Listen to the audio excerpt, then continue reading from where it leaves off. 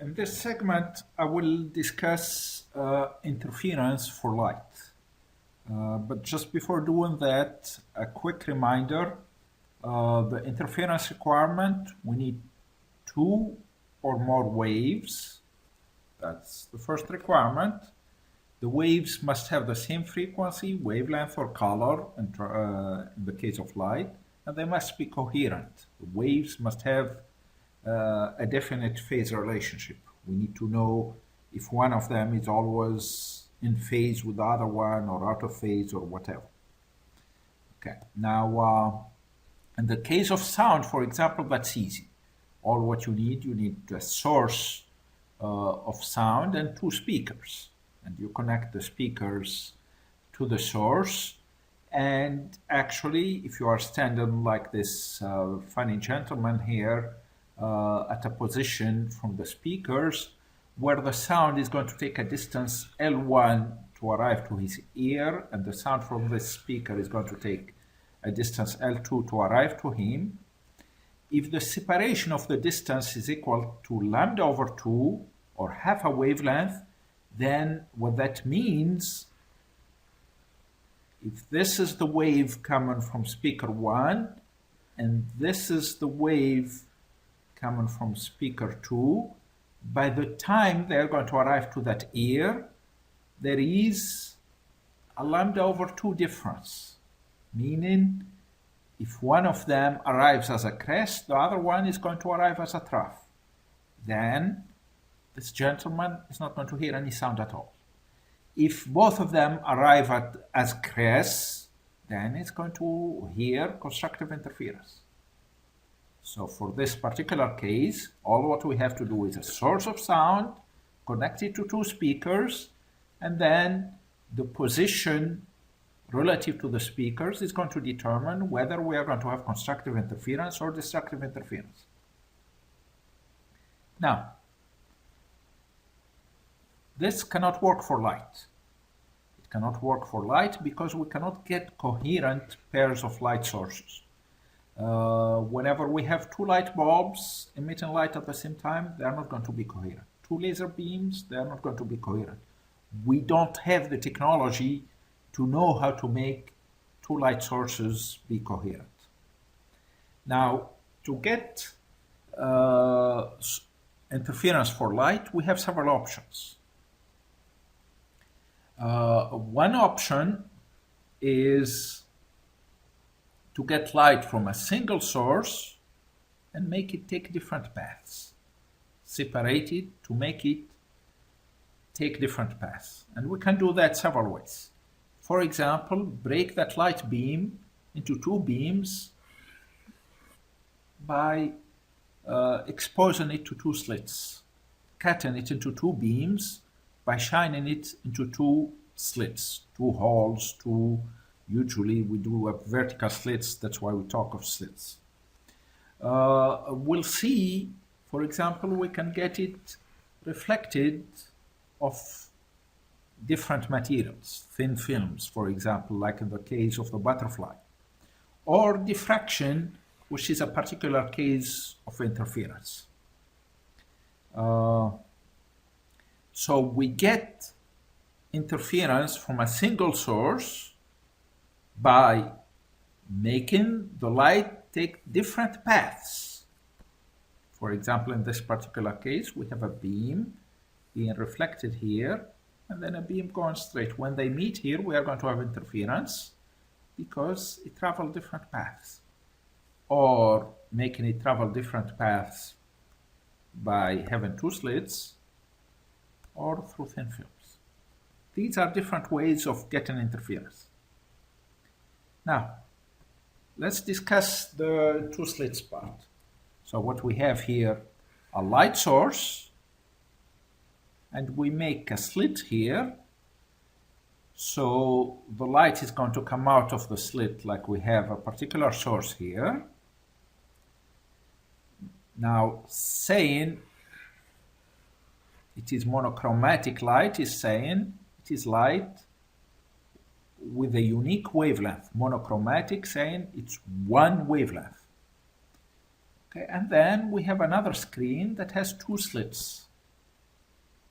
Now, when the light coming from this source is going to encounter the slits, each of these slits is going to act as a source on its own. But these two sources are going to be in phase. Now, if we come and place a screen like here, a distance L away from these two sources, these two slits. Now, halfway between the sources, essentially straight from the middle, what are we going to get? In this particular case, we have the light from here. By the time it's going to arrive at the slits, it's going to be identical, and it's going to produce two identical waves. And both of these waves are going to travel the same distance before arriving to this point, meaning the two waves are going to be identical at this point. Because of that, we are going to have constructive interference. What if we do something else? Recall what we talked about if we make the light move through a different medium.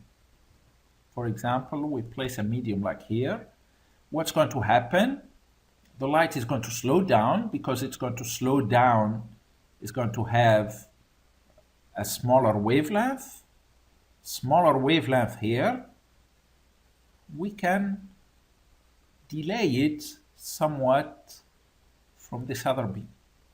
If we choose the right size of this medium here, we can make it such that the delay is going to correspond to half a wavelength shift. What does that mean? It means these two sources now are going to produce waves that are out of phase. If this is producing a crest, this is producing a trough, and vice versa. Now, because of that, when these two waves, since they are going to travel identical distances, when they are going to arrive to this point here, if one of them is a crest, the other one is a trough, and vice versa. So we are going to get destructive interference. Now, what does constructive interference mean here? Constructive interference means that the two light waves are going to meet, adding up, so I'm going to have light, a bright light. Destructive interference is going to mean the two waves are going to add up destructively such that they are going to cancel each other out and I get no light. So in this particular case it is dark. In the previous case that we saw in the previous screen, it's going to be bright. Okay, now, what about in general if we are in a point like this? Note here that I didn't add a medium here. In this particular case, up to here, the waves have traveled identical distances, but now by the time they are going to arrive here, waves coming from the top slit are going to travel this distance, waves that are going to travel from the bottom slit are going to travel this distance. These two distances are not equal. Now, if the difference between these two distances is going to be equal to a wavelength, two wavelengths, three wavelengths, or any other integer multiple of the wavelength, if this one is a crest, this one is bigger by just several other wavelengths, so it's going to be a crest as well. So we get constructive interference. If instead the separation between these, the difference in the lengths between here and here, is such that when one of them is going to produce a crest here, the other one is going to produce a trough, we get destructive interference. When is that going to happen? When is it going to produce a trough? That's if the path difference, if the difference between these two distances is lambda over 2, 3 lambda over 2, meaning if one of them is a crest, the other one is half a lambda behind, trough, or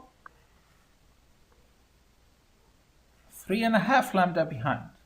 to get a traffic gain, or so on. 5 lambda over 2, and so on. So in other words, if my path difference, if the difference between these distances, if I call this d1 and d2, if d2 minus d1, I put in the absolute value because if it was down here, it would be the same thing. If the path difference is 0, lambda, 2 lambda, 3 lambda, 4 lambda, or whatever, we get constructive interference, meaning I get bright light.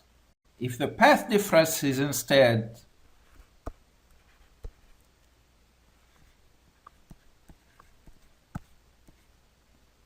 it's lambda over 2, or 3 lambda over 2, or 5 lambda over 2, and so on, we get destructive interference and we get dark fringes. We get no light. Let's forget about the word fringes for now. We'll get to it later. In summary, here along this screen, we are going to have points where we are going to have constructive interference corresponding to a path difference between the beams that's equal to 0, lambda, 2 lambda, and so on. So for example, here the middle is going to be a path difference 0, so that's going to correspond to this. Path difference 0 meaning equal distances. Now the difference between the distances is going to become lambda here. It's going to become lambda here on the other side. And then here it's going to become twice lambda, and twice lambda on the other side. 3 lambda on the other side. Each one of these points is going to correspond to a constructive interference, and we see bright light there. In between, we are going to have points where the path difference is going to be lambda over 2. That's going to be dark, destructive interference. 3 lambda over 2, again destructive interference. 5 lambda over 2, destructive interference. And it's again both sides of the middle.